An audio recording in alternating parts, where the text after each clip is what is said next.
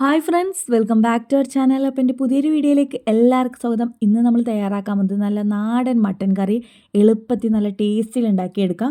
അപ്പോൾ അത് തയ്യാറാക്കാനായിട്ട് ഇതുപോലെ ഒരു പാത്രത്തിലേക്ക് വെളിച്ചെണ്ണ അല്ലെങ്കിൽ ഓയിൽ എടുക്കുക. എണ്ണ നല്ലപോലെ ചൂടായിട്ട് വരുമ്പോൾ കുറച്ച് വലിയ ജീരകം കുറച്ച് ചെറിയ ജീരകം ഇട്ട് കൊടുക്കുക. ജീരകം നല്ലപോലെ പൊട്ടി വരുമ്പോൾ ഫ്ലെയിം ഓഫ് ചെയ്ത് കൊടുക്കുക. ഇനി ഇതിലേക്ക് ഒരു 1/2 ടീസ്പൂൺ മഞ്ഞൾപ്പൊടിയും 2 ടീസ്പൂൺ മുളക് പൊടിയും 3 ടീസ്പൂൺ മല്ലിപ്പൊടിയും ചേർത്ത് നല്ലപോലെ തന്നെ ഇളക്കി കൊടുക്കുക. അതിനുശേഷം ഫ്ലെയിം ഓൺ ചെയ്ത് കൊടുത്തിട്ട് അതിലേക്ക് കുറച്ച് ചെറിയുള്ളി, ഒരു 5 ചെറിയുള്ളി ചെറുതായി അരിഞ്ഞത് ഇട്ട് കൊടുക്കുക. വലുതാണെങ്കിൽ ഒരു 2 എണ്ണം മതി കേട്ടോ. എന്നിട്ട് ഫ്ലെയിം നല്ലപോലെ കുറച്ച് വെച്ചിട്ട് ഇളക്കി കൊടുക്കുക. ഇനി ഇതിലേക്ക് തേങ്ങ ചേർത്ത് കൊടുക്കുക. ഞാനിവിടെ ഒരു 1/4 കപ്പ് തേങ്ങയാണ് കേട്ടോ എടുത്തിട്ടുള്ളത്. ഏകദേശം ഒരു 3 ടേബിൾ സ്പൂൺ വരും, അത്ര മതി കേട്ടോ.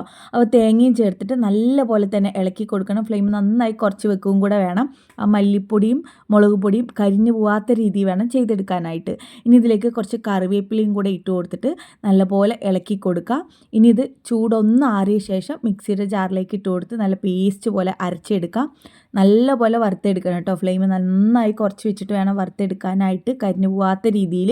എന്നിട്ട് ചൂടൊന്ന് ആറിയ ശേഷം നല്ല സ്മൂത്തായിട്ട് തന്നെ കുറച്ച് വെള്ളം ഒഴിച്ചു കൊടുത്തിട്ട് അരച്ചെടുക്കും. നമ്മൾ ഈ ഒരു മട്ടൻ കറി റെഡിയാക്കാൻ പോകുന്നത് കുക്കറിലാണ് കേട്ടോ. കുക്കറിലേക്ക് കഴുകി വൃത്തിയാക്കി വെച്ചിട്ടുള്ള മട്ടൻ ഇട്ട് കൊടുക്കാം.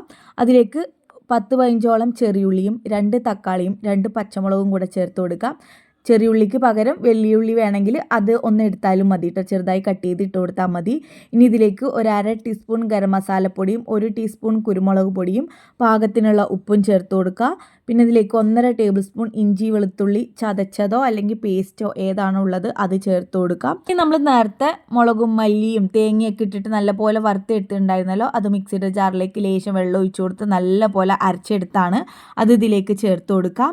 എന്നിട്ട് ഇത് വെന്ത് വരാനായിട്ട് ഒരു 1/2 കപ്പും കൂടെ വെള്ളം ഒഴിച്ചു കൊടുത്തിട്ട് നല്ലപോലെ തന്നെ മിക്സ് ചെയ്തെടുക്കുക. നിങ്ങൾക്ക് നല്ല ഗ്രേവി രൂപത്തിൽ വേണമെന്നുണ്ടെങ്കിൽ കുറച്ചുകൂടെ വെള്ളമാക്കി കൊടുക്കുക. നല്ല തിക്ക് രൂപത്തിൽ വേണമെന്നുണ്ടെങ്കിൽ കുറച്ച് വെള്ളം ഒഴിച്ചു കൊടുത്താൽ മതി. എന്നിട്ട് ഇതെല്ലാം അതും കൂടെ നന്നായിട്ട് മിക്സ് ചെയ്തിട്ട് കുക്കർ അടച്ചിട്ട് വേവിച്ചെടുക്കാം. 7 വിസിലാണ് കേട്ടോ ഞാൻ അടുപ്പിച്ചെടുത്തത്. ഇതുപോലെ കുക്കറിൻ്റെ ഉള്ളിൽ ഒരു സ്പൂൺ ഇട്ട് കൊടുക്കുന്നത് അത് വിസിൽ വരുന്ന സമയത്ത് ആ കുഴമ്പൊന്നും തെറിച്ച് പുറത്തേക്ക് വരാതിരിക്കാൻ വേണ്ടിയിട്ടാണ് കേട്ടോ. അങ്ങനെ ഇപ്പോൾ ഒരു 7 വിസിലൊക്കെ അടിച്ച ശേഷം കുക്കർ നല്ലപോലെ തന്നെ വിസിൽ പോയ ശേഷം വേണം തുറക്കാനായിട്ട്. ഇനി ഇതിലേക്ക് കുറച്ച് പച്ച വെളിച്ചെണ്ണ ഇതിൻ്റെ മുകളിലായിട്ട് ഒഴിച്ചു കൊടുത്തിട്ട് ഒന്ന് ഇളക്കി കൊടുത്തു കഴിഞ്ഞാൽ സംഭവം റെഡിയാണ്. അടിപൊളി ടേസ്റ്റാണ്. എന്തായാലും നിങ്ങൾ മസ്റ്റായിട്ടും ട്രൈ ചെയ്ത് നോക്കുക. വീഡിയോ ഇഷ്ടപ്പെടുകയാണെന്നുണ്ടെങ്കിൽ ലൈക്ക് ചെയ്യുക, ഷെയർ ചെയ്യുക, കമൻറ്റ് ചെയ്യുക. ചാനൽ ഇഷ്ടപ്പെടുകയാണെങ്കിൽ ചാനൽ ഒന്ന് സബ്സ്ക്രൈബ് ചെയ്ത് സപ്പോർട്ട് ചെയ്യുക. Thanks for watching my video. By.